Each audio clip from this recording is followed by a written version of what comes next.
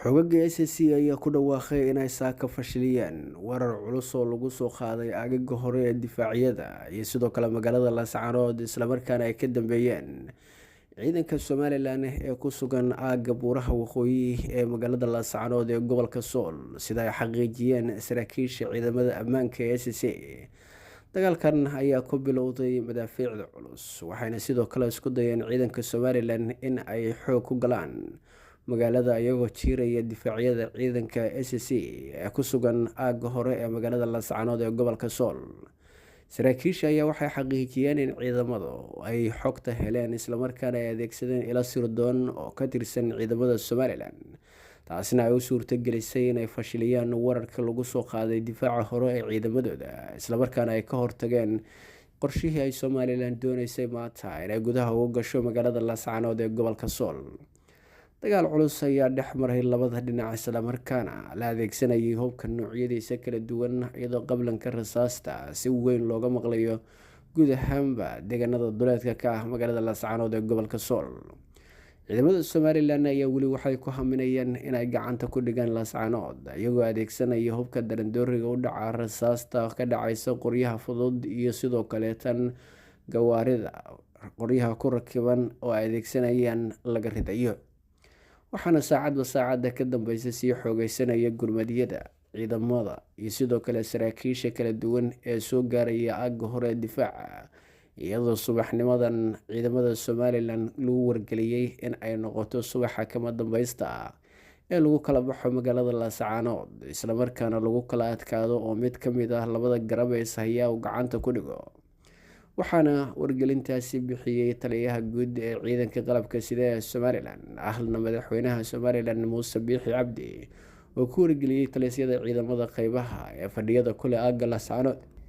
inay u diyaar garoobaan gudashada waajibaadkooda qaran iyadoo weliba la qabanayo magaalada Laascaanood. Madaxweyne Muuse Biixi Cabdi ayaa taliska ciidanka ku yiri suurtagal ma ahan in dhaqaale, hub iyo sidoo kale ciidanba aan iskugu geyno Laascaanood.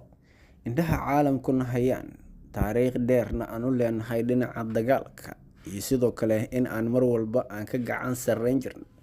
garabka nala dagaalamaya ee ciidamada Puntland iyo beelaha kala duwan ee kasoo jeeda SSC iyo sidoo kale aagga Puntland intaba. Somalilan waxay leedahay taariikh dagaal oo dheer oo aan marnaba guul dareysan islamarkaana aan lagu jabin goobaha dagaalka. Waan ognahay hubka, gaadiidka iyo sidoo kale meydadka ayaan kala hari jirnay markaan dagaal iyo sidoo kale goob colaadeed iskugu nimaano, ayuu yiri madaxweyne Muuse Biixi Cabdi. Sidaa daraadeedna ma jirto sabab iyo asbaab keeni karta waqtigan oo dunida casri ay tahay islamarkaana aan sii horumarnay inaan dib kaga guranno kuwii shalay aanu kabaha ka reebi jirnay iyo waxay wataan, ayuu yiri madaxweyne Muuse oo u muuqda inuu dhiirigelinayo ciidamada qalabka sida. Taasi waxay keentay in qaar badan oo ka mid ah askarta ku sugan jiidda hore ee dagaalka in ay noqdaan kuwo mar walba heegan u ah in ay weerar ku qaadaan Laascaanood iyo difaacyada ku yaala ee duleedkiisa. Waxaa sidoo kale xogaha la helaya ay tilmaamayaan in labada dhinacba ay adeegsanayaan madaafiic culus iyadoo weliba la kordhiyay tirada qalabka dagaalka sida qoryaha darandooriga u dhaca ee ku rakiban gawaarida culus ee qoryaha suugagu ay ka mid yihiin ayay adeegsanayaan dhinacyadu. Dhinaca kalena waxaa jira kaaraha ama taangiga oo kusoo biiray dagaalka islamarkaana si weyn loogu arkayo aagga kala duwan ee ay fariisinka ku leeyihiin ciidamada SSC iyo sidoo kale kuwa Somalilan intaba. Maanta ayaa ah maalin ciidamada Somalilan uga duwan maalmihii hore, waxayna haystaan amarka ugu cuslaa ee kasoo baxa xafiiska madaxweynaha islamarkaana ah in ay mar walba ay heegan u noqdaan duulaanka dambeysa oo lagu qaado Laascaanood iyo aagiisa. Waxaana madaxweynuhu uu ku yiri markii uu taliyayaasha iyo saraakiishaba u dhiirigelinayay, ma filayo inaad adinka oo faramaran aad dib kaga soo laabatiin, bal iska daa inaad guul dareysatiin. Waxaan filayaa in ugu yaraan 100 gaari ee yaala aaggaasi aad gacanta ku dhigteen soo gudbiseen, iyaga oo weliba aanu u adeegsan doono in aanu goob gaar ah geyno oo dhigno si ay u noqdaan xuska taariikhda ee mar walba lagu soo xasuusan doono dirirta Laascaanood. Waxaan filayaa inaad gudataan waajibaadkiina iyadoo hagar la-aan iyo shaki la-aan ah. Ma jirto taariikh xun oo aad leedihiin, ayuu ku celceliyey madaxweyne muuse biixi cabdi. Waxa uu la hadlayay taliyayaal iyo saraakiil uu ka mid yahay Faysal Cabdi Bootaan oo hogaaminayay ciidamada fadhiyada kula aagga magaalada Laascaanood, kaasoo howlgelinayay maalmihii ugu dambeeyay ciidamada, islamarkaana qayb ka ahaa taliska sare si ay u gutaan dagaalkana iyo waajibaadka loo xilsaarana. Waxay ciidamadani maalmihii ugu dambeeyay ay si weyn kaga dhex muuqdeen dhaqdhaqaaqyada kala duwan ee aagga magaalada Laascaanood ee gobolka Sool. Xogaha aanu helayno ayaa waxay tilmaamayaan dhinaca kale in ciidanka dhanka Puntland ayagana lagu dhiirigeliyey in ay si degdeg ah u galaan howlgal walba oo lagu difaaci karo Laascaanood, balse ciidanka Somalilan marka laga soo tago kuwa Puntland iyo sidoo kale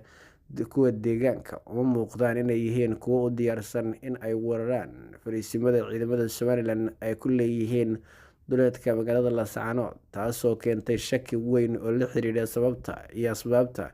ciidamada faraha badan ay ugu sugan yihiin difaacyada oo kaliya. Waxaana dad badan ay ku micneeyeen in ay jiraan sababo cabsigelin ah oo keenaya in ciidankaasi ay ku hakadaan duleedyada iyo sidoo kale fariisimada. Waxaana jira fariimo kala duwan oo ka imaanaya garaadada, isimada iyo sidoo kale mas-uuliyiinta kala duwan ee ku sugan aaggaasi. Madaxweyne Siciid Cabdulaahi Deni iyo sidoo kale wasiirka amniga, madaxweyne ku-xigeenka ayaa taliyayaasha kula dardaarmay in ay gutaan tallaabo walba oo ay ku taageerayaan dadka deegaanka, loogana fogaanayo khasaaro soo gaara ciidamada Puntland ee beelaha kala duwan. Waxaana gurmadka ugu cuslaa oo ka socda gobolka Nugaal uu ka amabaxay magaalada Garowe iyo fariisimo kala duwan oo hoostaga ah, iyagoo weliba si toos ugu jihaystay jiidda hore ee dagaalka Laascaanood. Madaxweyne ku-xigeenka Somalilan waa madaxweyne ku-xigeenka Puntland Axmed Karaash oo asna saraakiisha la dardaarmayay ayaa waxa uu yiri, waxaan filayaa in maanta ay noqoto maalin taariikhda gasha, isla markaana aad soo hoyseen in aad Laascaanood iyo guud ahaan SSC aad gacanta u gelisaan dadka iskale. Waxaan filayaa inaad ka dulqaadeen ciidamada duulaanka ku yimid ee doonaya in ay dadka dhibaateeyaan, ku xadgudbaan, haweenka kufsadaan, sidoo kalena bililiqaystaan hantida muwaadiniinta. Waxaan sidoo kale filayaa in aad noqoteen kuwo qora casharo lama ilaawaan ah. Haddii taariikhda ay ku qoratay Somalilan waanu ka adagnahay Puntland, maanta adinka ayaa gacantiina iyo sidoo kale indhihiisna iyo awoodiinaba waxay noqon doontaa mid markhaati fur noqota. Haddii aad guul darro keentiin iyo haddaad guul keentiin, intaba ma filaya inaad guul darraysateen, ayuu yiri madaxweyne ku-xigeenka Puntland Axmed Karaash oo gubaabinayay ciidamada, islamarkaana ku dhiirigelinayay in ay sii galaan jiidda hore ee dagaalka. Arrinta ugu muhiimsan ayaa ah in labada dhinacba aynan ka go'nayn in ay tanaasul sameeyaan, iyadoo lasoo afjaray guud ahaanba wadiiqo walba iyo qaab walba oo labada dhinac ay wada hadal iyo waanwaan ay ku geli lahaayeen. Marka la fiiriyo tabaha iyo qaababka xeeladaha dagaal iyo sidoo kale saanada culus ee magaaladaasi ku wajahan iyo sidoo kale midda taalla, iyadoo oo hubka uu siyaabo kala duwan uu kaga soo galayo dhinacyada Puntland, dowladda deegaanka iyo sidoo kale qaybo kale. Waxaa dhinaca kale iyaguna gobolada waqooyi u muuqda in ay kusii qulqulayaan dooniyo sida rasaas iyo hub oo kana imaanaya dhinaca Yemen